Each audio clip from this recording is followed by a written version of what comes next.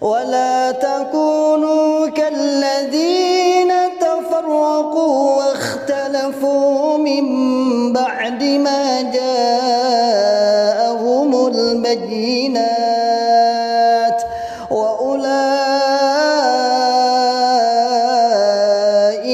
لهم عذاب عظيم.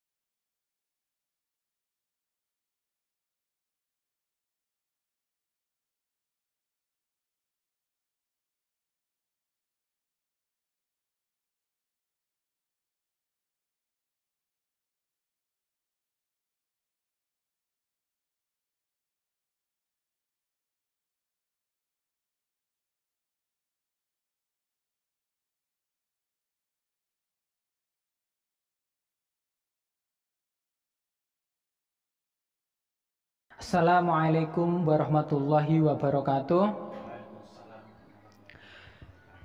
Alhamdulillahirabbil alamin wa bihi nasta'inu ala umuri dunya waddin. Assalatu wassalamu ala asrafil anbiya'i wal mursalin wa ala alihi washabihi ajma'in, amma ba'du. Para pemirsa yang dirahmati oleh Allah, kembali lagi di channel kesayangan kita, Kawan Hijrah Blitar. Pada kesempatan kali ini kita kedatangan tamu, yaitu Bapak Muryani dan juga Mas Brian sowan ke rumah kita. Kita akan ngobrol-ngobrol tentang tema pada kesempatan kali ini, yaitu tentang yang lagi viral, yaitu tentang kunut-kunut yang diijtihadi oleh Keimaman Pusat. Nah, ini diduga ijtihad itu dilontarkan di daerah Majenang dan juga sekitarnya. Nah, ngapunten Pak Mur, di sini saya mau bertanya, apakah ijtihad kunut itu sudah ada sejak zaman dulu?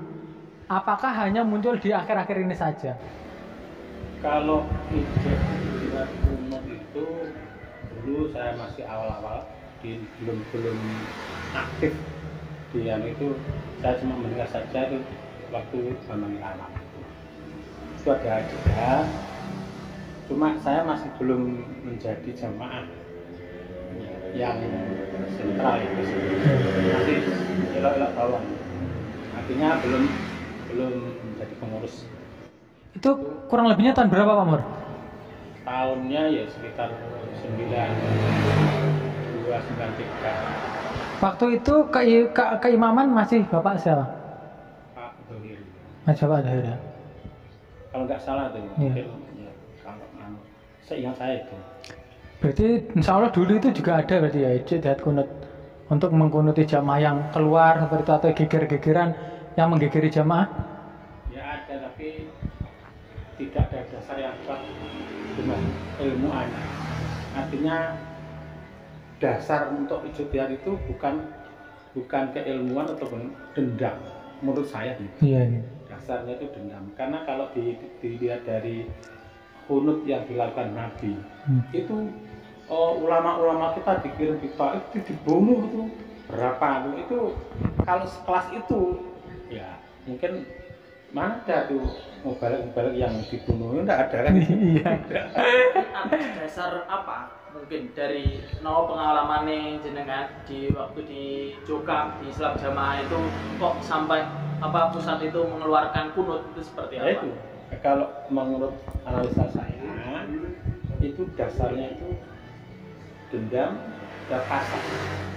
Jadi kedendaman di hatinya itu dari kebencian, sehingga rasa ingin orang-orang yang dijerat itu mendapatkan musibah, mendapat celaka itu rasanya dia ingin sekali.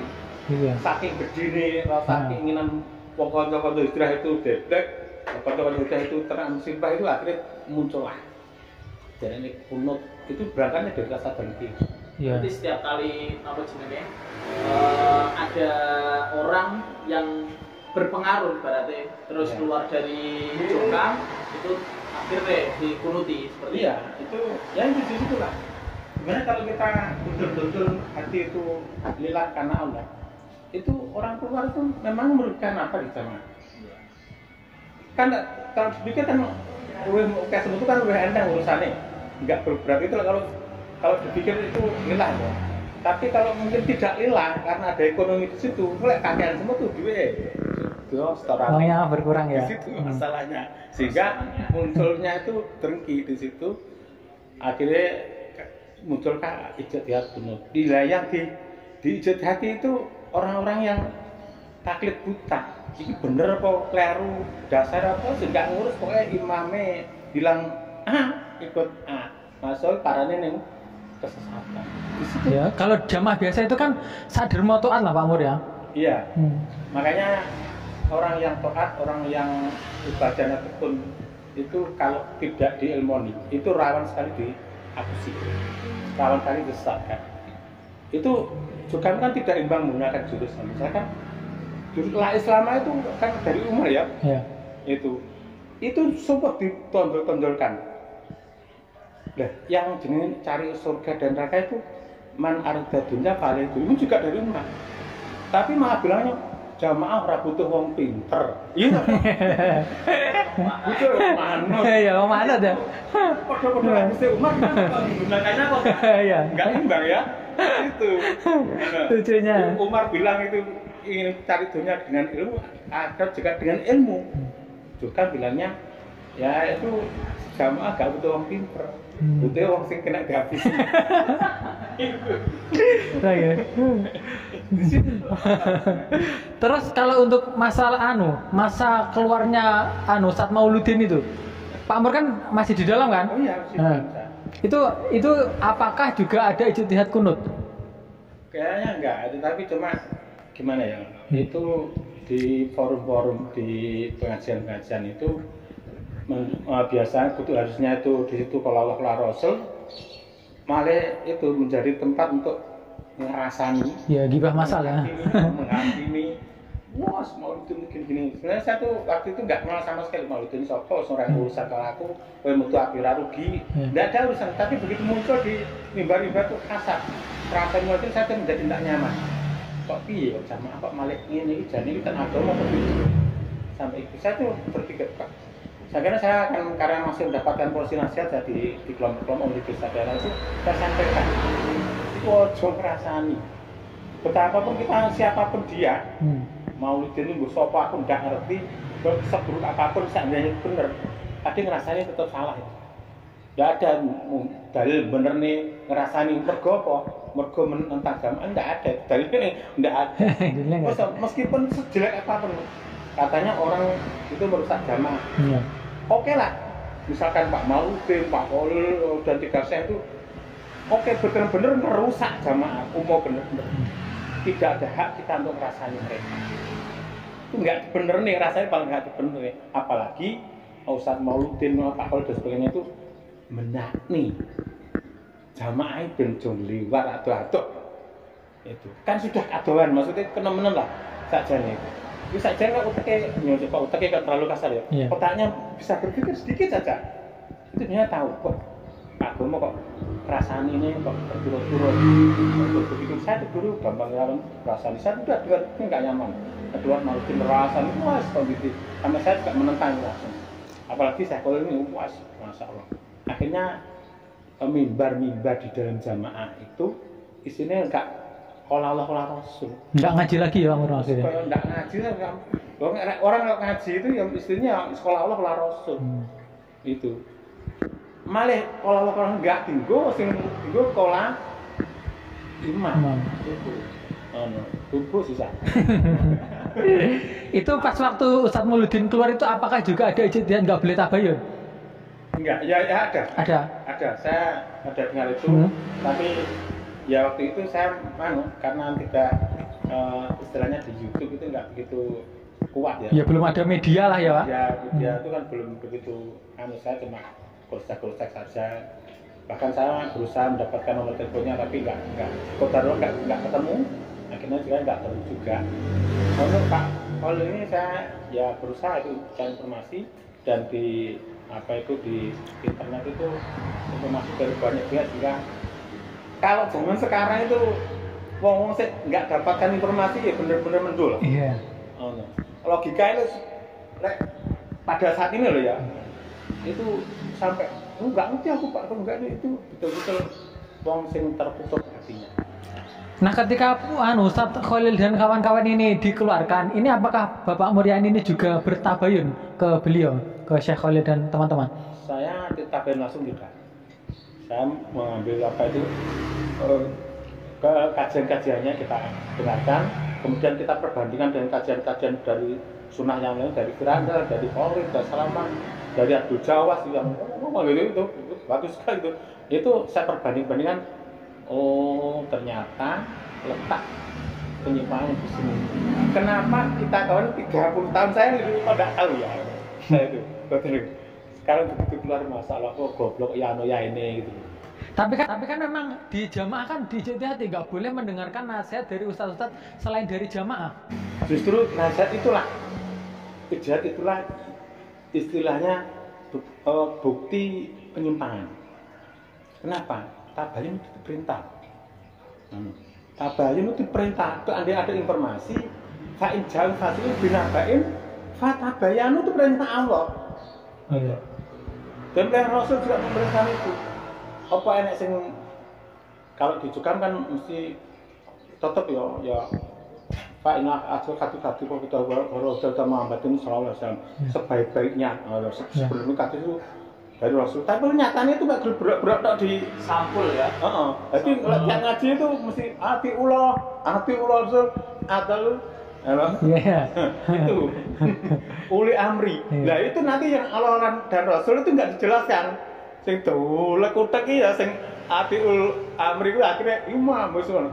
Akhirnya kalau dari imamnya nabrak ijtihadnya dan nabrak kalau Rasul nggak diurus. Disitulah kesalahannya di situ. Tapi bacanya tetap ngaji ya. Quran hadis jamaah. Itu. Padahal itu menurut saya sudah enggak jamaah itu. Orang yang dari jamaah itu ya benar-benar itba Nabi, itba Rasul. Mengikuti Nabi dan juga Rasul. Kalau Rasul itu tidak jamaah senajan to ngaku sedina ping 50. Aku jamaah. Tapi nek langkahmu, perbuatanmu, ibadahmu tidak jamaah itu ya enggak ketemu, ini tetap enggak jamaah. Jadi orang itu jamaah dan tidak jamaah itu tidak berdasarkan pengakuan, tapi perbuatan ibadahnya itu sesuai dengan Allah Rasul tidak. Lalu tudung lumur aja mas, rokok aja mas. Lalu sing jamaah jamaah itu apa? Sampai ndak mudeng. Kalau mau kamu nggak mudeng jamaah. Ya jamaah kita ini. Jangan lo nggak perlu jamaah seperti kita ini. Iya, beramal berbeat dan taat itu. Nah, disitulah kesalahannya.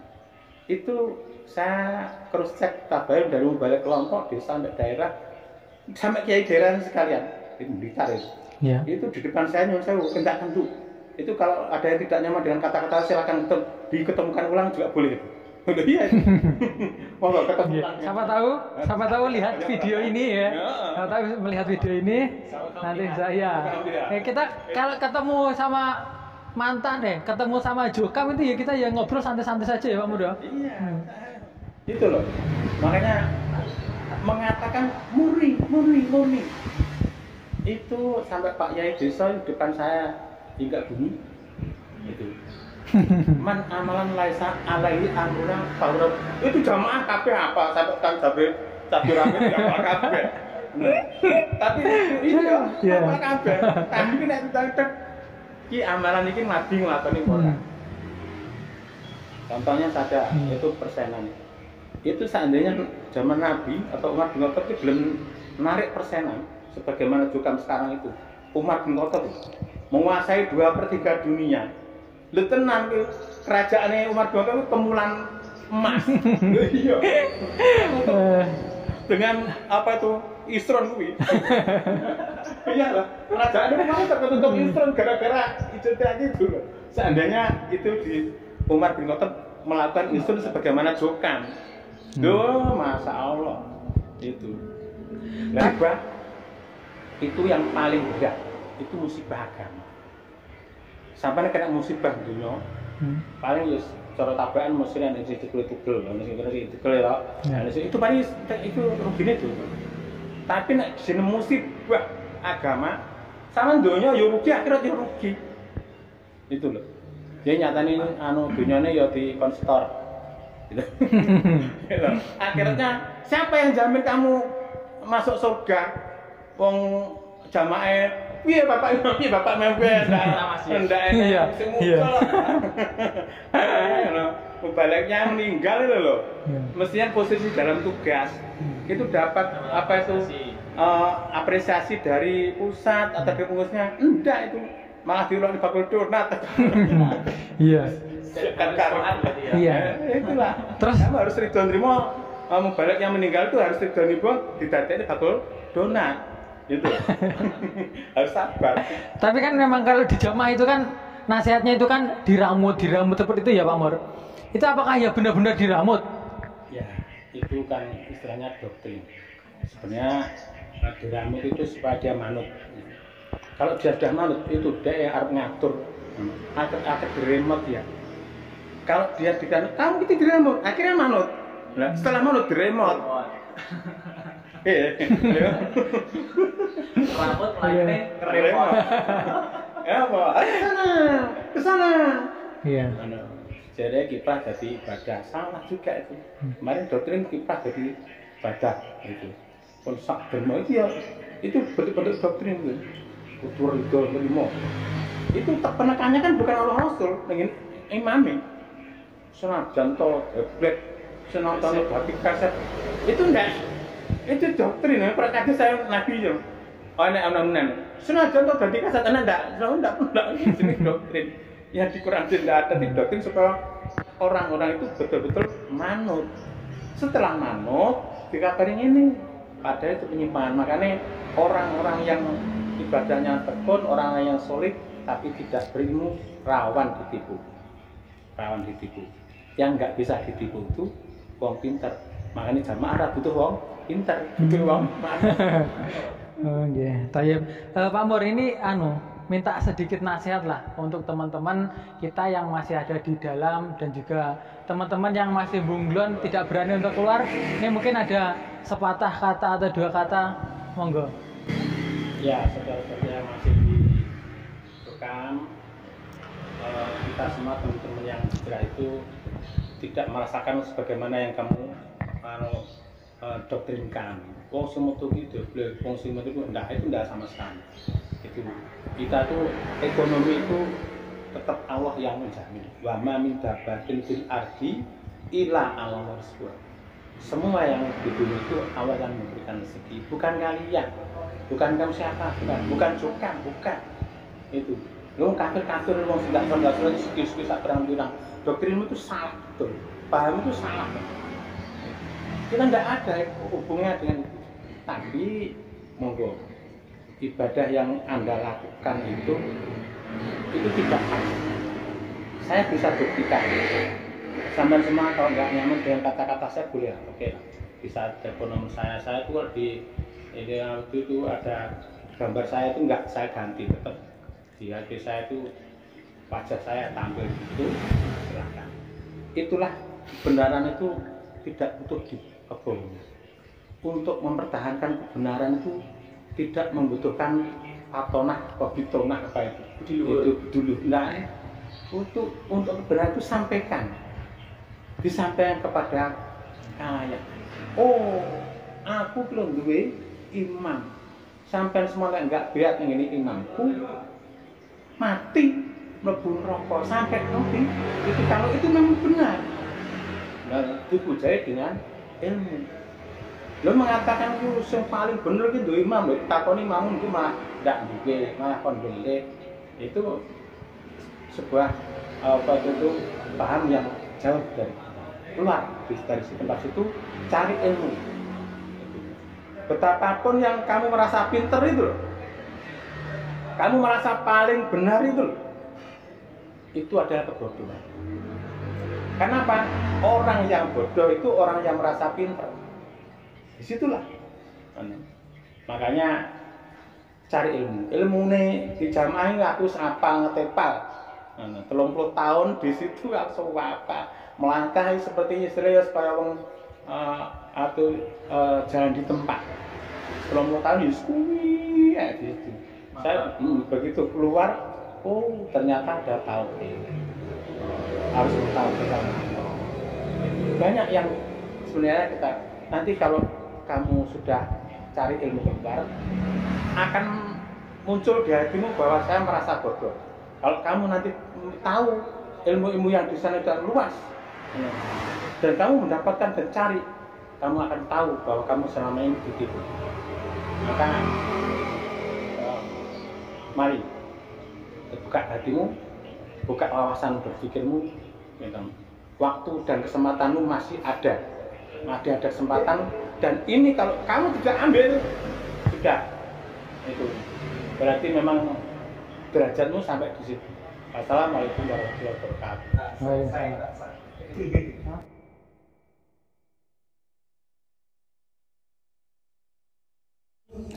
ولا تكونوا كالذين تفرقوا واختلفوا من بعد ما جاءهم البينات وأولئك لهم عذاب عظيم.